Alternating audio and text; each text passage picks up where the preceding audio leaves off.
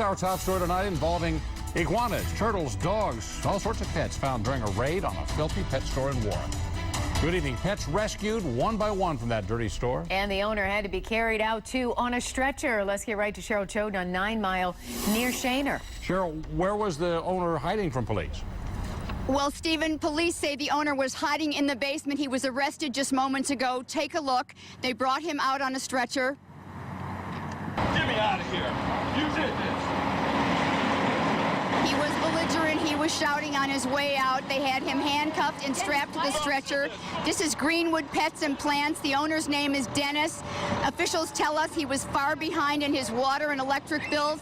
There was no water, no electricity inside, and so they had to go in and take out every single animal, and they could not find him, and then they found him in the basement. Then they started taking out all the animals. There were iguanas, there were puppies, there were hamsters, there were kittens, there were all kinds of birds in there. They took them out one by one. They'll be taken to the Macomb County Animal Shelter and a vet.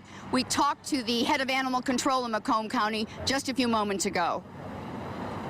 Well, it used to be years ago. I remember coming here years ago, and it was beautiful. And the inside is really, it has a lot of theatricals to it, and so it's really sad to see it in such shambles.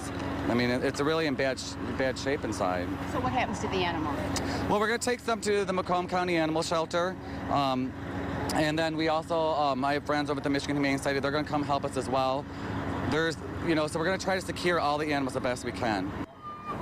Now take a look behind me. They just brought in this big box truck, and what we believe they're going to do is take the animals and transport the animals to different places, the Humane Society, the Macomb County Animal Shelter, also some vets. There are birds, iguanas, dogs, cats, kittens. You saw everything. They want to make sure all the animals are taken care of. One other thing too, neighbors around here say this place has been here for at least 35 years, and used to be a wonderful place where all the children came to. It was almost like a zoo-like atmosphere.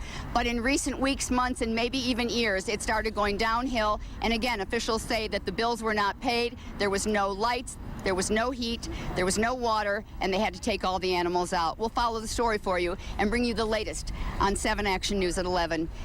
In Warren, I'm Cheryl Choden, 7 Action News. Cheryl, I do have to ask you a question about that owner. I know you're right there on the scene, and they may not have told you this, but he was taken out on a stretcher. I mean, mentally, is he okay? I know he hasn't been paying bills, but why would they take him out on a stretcher instead of just in handcuffs?